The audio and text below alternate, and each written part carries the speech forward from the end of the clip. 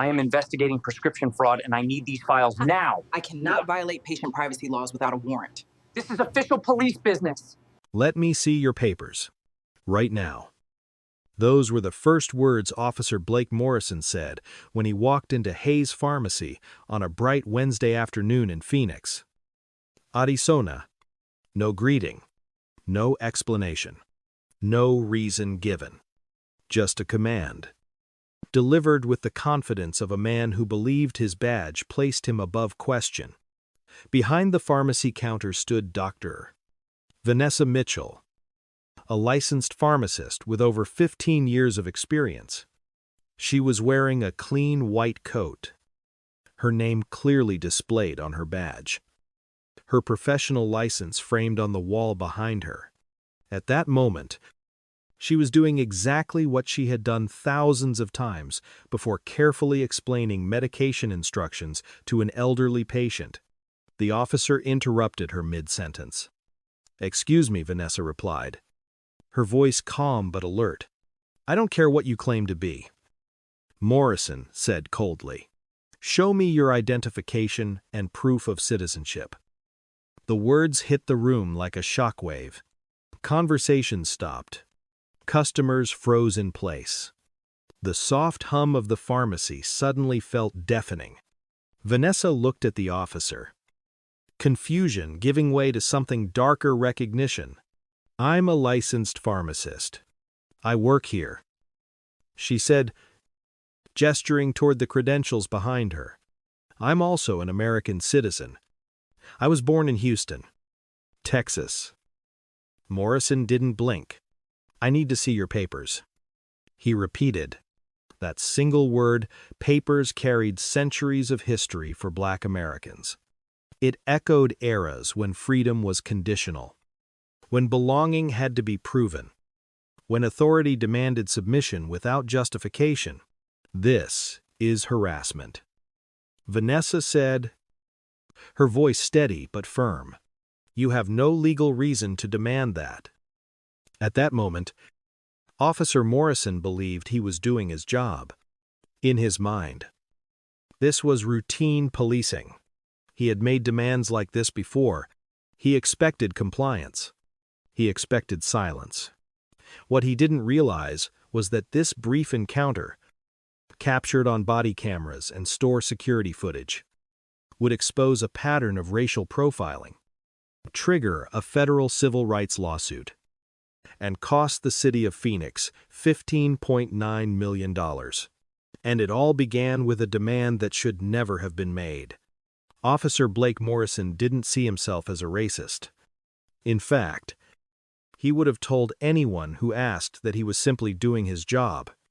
For 7 years, he had worn the uniform of the Phoenix Police Department, patrolling the Central City Precinct, an area he described as high risk and problematic.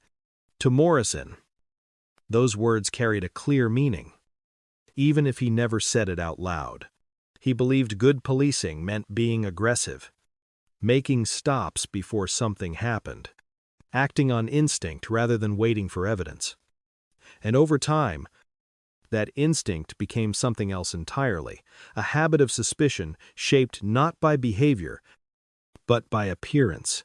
Morrison had been named in 5 civilian complaints prior to this incident. Each one alleged racial profiling. Each one alleged constitutional violations, and each one quietly disappeared into internal review, closed without meaningful discipline. No suspension, no retraining, no consequences. What that taught Morrison was simple: he was untouchable. His supervisors praised his proactive enforcement. They liked that he wasn't afraid to stop people, that he didn't hesitate.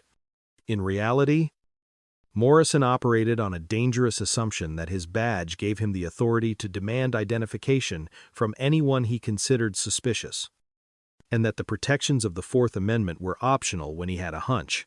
He had demanded papers from dozens of people before, mostly black, mostly brown. Some complied out of fear. Some complied just to make it end. Others didn't know they had the right to refuse. Morrison was never questioned, never challenged, never told no. Until that afternoon at Hayes Pharmacy, when Morrison walked through those glass doors and saw a black woman behind the counter, his mind had already made its decision. He didn't see a doctor. He didn't see a professional. He saw a target that fit a narrative he had followed for years. And for the first time in his career, the person on the other side of his demand understood the law better than he did and refused to surrender her rights. That refusal would shatter Morrison's sense of authority and expose just how fragile it really was. At 2:13 p.m., the call came in. Not from a witness, not from a victim, not from anyone willing to give their name. It was an anonymous tip. The caller claimed there was a black woman working at Hayes Pharmacy who seemed suspicious. They suggested she might be using a stolen identity, possibly undocumented. No explanation of how they knew. No description of criminal behavior. No facts that could be verified. Just suspicion. Vague. Racialized. Unchecked. Under the law, an anonymous tip like this means very little. By itself, it does not create reasonable suspicion. It does not justify a detention. It does not authorize police to demand identification or citizenship papers. The Constitution is clear on that point. But Officer Blake Morrison didn't slow down to verify any of it. He didn't call the pharmacy owner.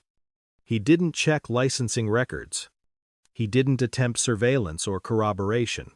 Instead, he treated the tip as confirmation of what he already believed. To Morrison, the call wasn't a question. It was permission. He grabbed his partner, Officer Rachel Brennan, and headed straight to the pharmacy. Both officers activated their body cameras as they pulled into the parking lot at 3:07 p.m. The Arizona sun blazing overhead, casting sharp shadows across the storefront. Hayes Pharmacy sat quietly in a small strip mall, its large windows displaying health posters and prescription information. Inside, customers browsed the aisles. Everything looked normal, lawful, professional, but Morrison didn't walk in looking for the truth. He walked in looking to confirm a narrative.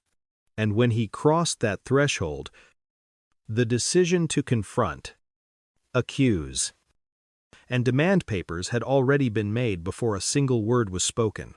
That anonymous tip didn't just trigger a visit. It exposed how easily bias can be transformed into police action and how quickly constitutional rights can disappear when suspicion is fueled by race. Officer Morrison didn't pause to observe. He didn't ask questions. He walked straight toward the pharmacy counter, his hand resting on his belt, his posture rigid with authority. The bell on the glass door chimed softly behind him, but the sound was swallowed by the sudden tension filling the room. Dr. Vanessa Mitchell was finishing with an elderly customer, carefully explaining dosage instructions the way she always did. Calm, professional, focused. Morrison interrupted her mid-sentence. "Excuse me," he said loudly. "I need to speak with you."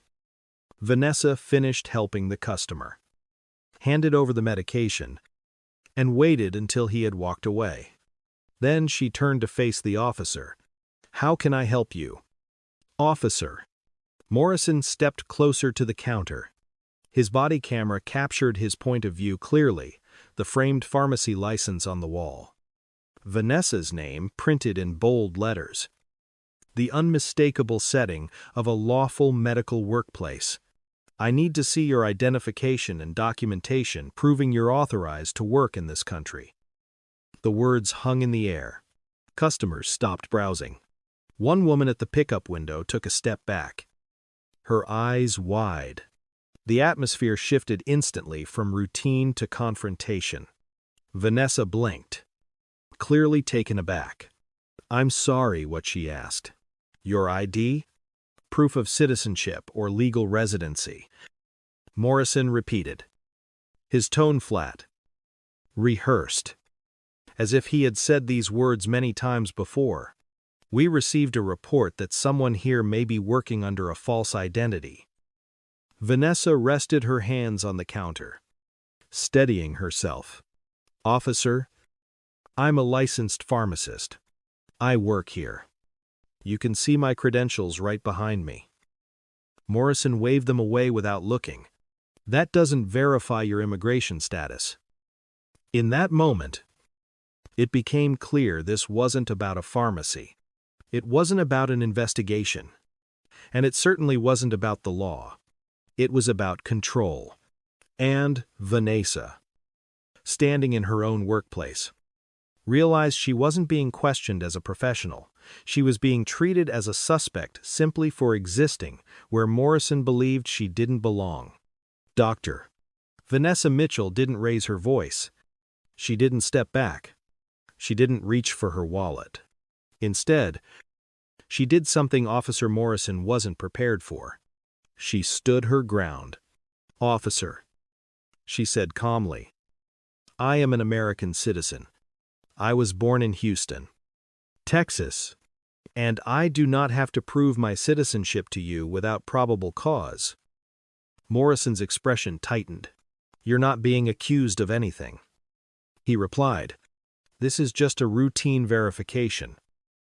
Routine. That word landed heavily. What specific crime am I suspected of committing? Vanessa asked. Because without reasonable suspicion, you have no legal authority to demand my identification. Her voice remained steady, but there was steel behind it now. Years of education, years of responsibility, years of knowing exactly how carefully the law is supposed to work. I'm not detained, she continued, and I'm not required to provide identification just because someone made an anonymous complaint. Morrison shifted his weight, clearly irritated. If you have nothing to hide, he said, you shouldn't have a problem showing your papers. Papers. Vanessa paused for a brief moment, then looked him directly in the eye. That word matters, she said, and it has a history. This isn't 1952nd Alabama. This isn't a police state. The Fourth Amendment protects me from unreasonable seizures. And what you're doing right now is exactly that. Behind Morrison, Officer Brennan shifted uncomfortably. She knew the law. She had been trained on this. Arizona case law was clear. Demanding identification without reasonable suspicion was unconstitutional. But she said nothing. The room was silent now. Customers stood frozen, watching a black woman calmly explain the Constitution to an armed officer who believed his authority didn't need legal justification. And in that silence, Morrison felt something he hadn't felt before. Challenge.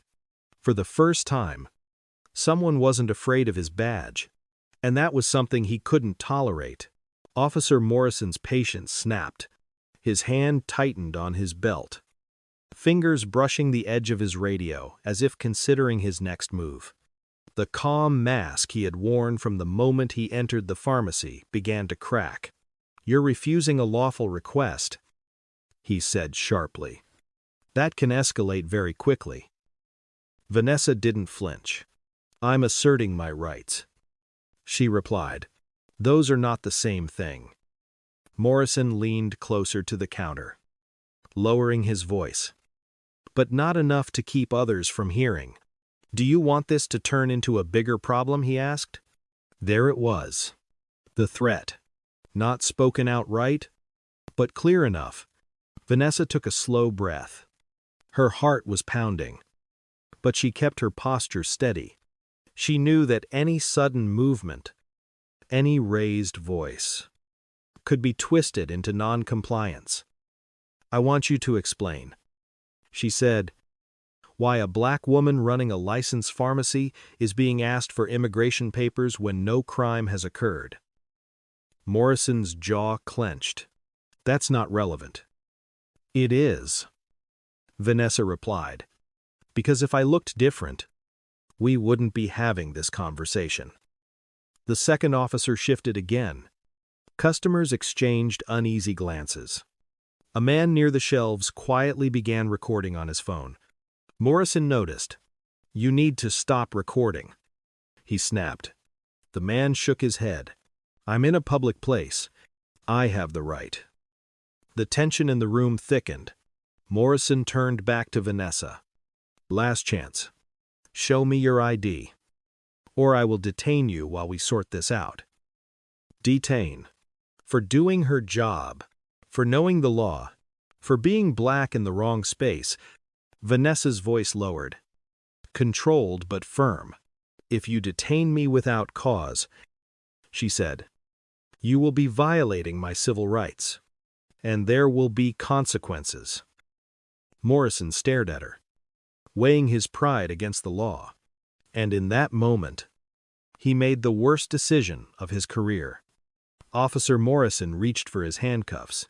The metallic click echoed through the pharmacy, slicing through the silence like a warning shot. Gasps rippled across the room. A mother pulled her child closer. The elderly man near the counter shook his head in disbelief. "Turn around," Morrison ordered. Vanessa's eyes widened not in fear, but in shock. "You are making a mistake," she said quietly. "Hands behind your back," he repeated, louder this time. Vanessa did not resist. She slowly complied. Every movement deliberate, every breath measured. The cuffs closed around her wrists, cold and unforgiving. In that moment, the room changed. This wasn't law enforcement anymore. This was humiliation. A licensed pharmacist, a healthcare professional, handcuffed in front of her customers for refusing to produce papers. Someone began crying softly. Another voice whispered, "This is wrong." Morrison guided Vanessa away from the counter, ignoring her protests and the visible pharmacy license hanging just feet away. The second officer stood frozen, her hands clenched, saying nothing, doing nothing. "Am I being arrested?" Vanessa asked. "You're being detained," Morrison said. "For obstruction." "For asking you to follow the Constitution," she replied. He didn't answer. Phones were up now. Multiple angles. Multiple witnesses. Morrison glanced around, irritation flashing across his face as he realized the scene was no longer under his control. Outside, through the glass storefront, passers-by stopped. A black woman in a white lab coat, cuffed, escorted by police. The image was powerful and damning. Vanessa felt the weight of generations pressing down on her shoulders. The echoes of a question Black Americans had been asked for centuries. Prove you belong. But what Morrison didn't realize, what he couldn't see in that moment, was that this humiliation was being documented, and it would soon cost the city millions. Within hours, the footage began to surface. First, a short clip recorded by a customer inside the pharmacy. Shaky, grainy, but unmistakable. A black woman in a lab coat, hands cuffed behind her back, calmly asking why she was being detained. Then came the body cam. Officer Morrison's own camera captured everything from the moment he demanded papers to the instant the handcuffs clicked shut. No raised voice from Vanessa. No resistance. New crime. Just authority. Unchecked. The video spread fast. Twitter, Facebook, TikTok. Millions of views overnight. The caption was simple and devastating. Black pharmacist detained for refusing to show immigration papers. People were outraged. Legal experts weighed in within hours, pointing out the clear constitutional violations. Former officers called the detention indefensible, Civil rights attorneys didn't mince words. This is racial profiling. One said, plain and simple. The police department issued a brief statement, carefully worded, claiming the incident was under internal review. Morrison was placed on administrative leave, but the damage was already done. Vanessa was released without charges. No apology. No explanation. Just silence. At home that night, her wrists still bore red marks from the cuffs. She watched the footage herself for the first time, seeing her own humiliation from multiple angles, replayed over and over by strangers online. It was painful, but it was also proof. Proof that what happened wasn't a misunderstanding. It wasn't procedure. And it wasn't isolated. Across the country, people saw something they recognized all too well. A professional black woman forced to justify her existence. And this time, the entire nation was watching. 3 weeks after the video went viral, Dr. Vanessa Mitchell made a decision. She wasn't going to let the story fade. She wasn't going to accept a quiet settlement, a forced apology, or another carefully worded police statement that meant nothing. She filed a federal civil rights lawsuit. The complaint was precise, relentless. It named names: Officer Morrison, the police department, the city itself. The charges were serious unlawful detention, racial profiling, violation of Fourth Amendment rights, and emotional distress. Her legal team didn't rely on emotion alone. They relied on evidence, body cam footage, witness statements, department training manuals, and Morrison's own words, spoken calmly into his microphone. If you have nothing to hide, show me your papers. In court filings, Vanessa's attorneys made the argument clear. This wasn't a mistake. It wasn't confusion. It was a pattern. They pointed to prior complaints against Morrison, unrelated incidents where black residents were disproportionately stopped, questioned, and searched. None of those cases had gone this far. Until now. The city's attorneys tried to downplay the incident, calling it a brief investigative detention. But video doesn't lie. And neither did the timeline. Vanessa had been detained without reasonable suspicion, handcuffed without cause, humiliated in public for asserting rights every American is supposed to have. As the case moved forward, discovery began. Internal emails were subpoenaed. Training records were exposed. Supervisors were questioned under oath. And slowly, the narrative shifted. This was no longer about one officer's bad judgment. It was about a system that allowed it and expected silence afterward. But Vanessa wasn't silent. She was prepared to take it all the way. The courtroom was silent as the body cam footage played on the large screen. Jurors watched closely, some leaning forward, others shaking their heads as Officer Morrison's own voice filled the room. Calm, confident, certain of his authority. I need to see your papers. Vanessa sat at the plaintiff's table, hands folded tightly in her lap. Every word echoed like it had that day in the pharmacy.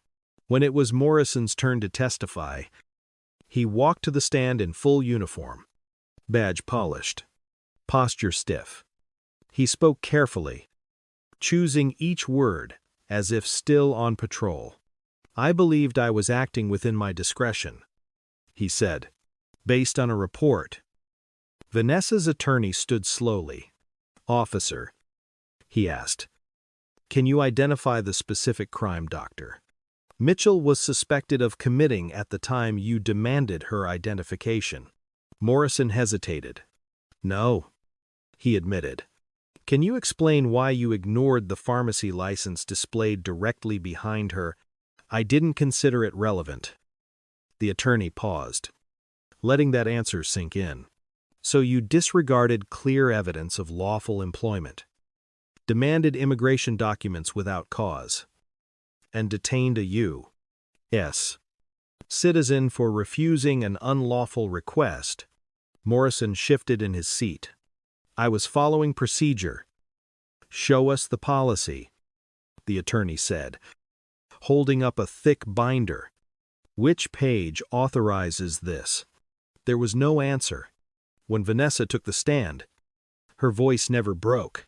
She spoke about fear not of arrest, but of being erased, of being told, in her own workplace, that her presence required justification. I knew the law, she said, but knowing it didn't protect me. By the time closing arguments ended, the jury had seen enough. This wasn't about judgment calls. It was about power used without accountability. And now, that power was being judged. The jury deliberated for less than 6 hours.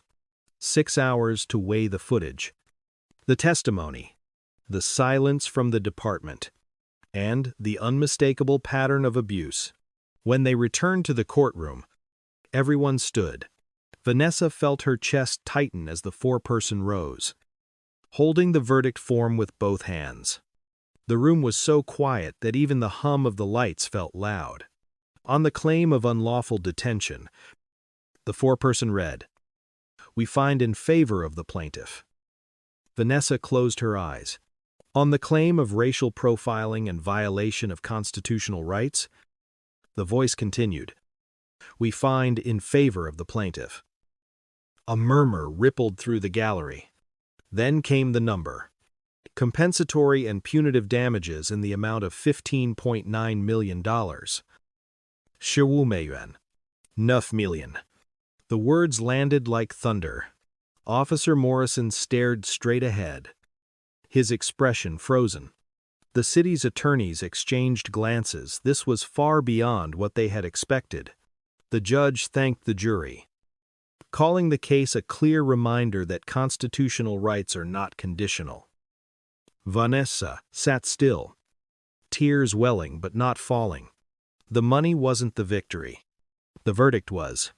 For the first time, a jury had said out loud what so many Black Americans knew quietly, that being asked for papers was never about law enforcement. It was about suspicion, about exclusion, about race. Outside the courthouse, reporters crowded forward, shouting questions. Vanessa stepped to the microphones and said only this: "I didn't win because I was special. I won because what happened to me was wrong." And for once, the system agreed. The verdict didn't end the story. It exposed it. Within weeks, the city announced policy reviews, mandatory retraining, new guidelines on investigative stops, statements filled with words like accountability and reform. Officer Morrison quietly resigned. No press conference, no apology, just another name removed from the roster. Doctor. Vanessa Mitchell returned to her pharmacy. The same counters, the same shelves, the same bell on the door. But something had changed. Customers looked at her differently now, not with pity, but with respect. Some thanked her. Others said her courage gave them strength to speak up when their own rights were questioned. Still, Vanessa knew the truth. Not every case goes viral. Not every victim has video. Not every injustice ends with a verdict. For every lawsuit that makes headlines, there are thousands of moments that don't quiet humiliations. Unlawful stops. Questions that begin with, "Where are you really from?" This case wasn't about $15.9 million. It was about drawing a line, a reminder that the Constitution applies everywhere, even behind a pharmacy counter, that a badge does not override humanity, and that papers should never be the price of belonging. Vanessa didn't change the system alone, but she forced it to look at itself. And sometimes, that's where real change begins.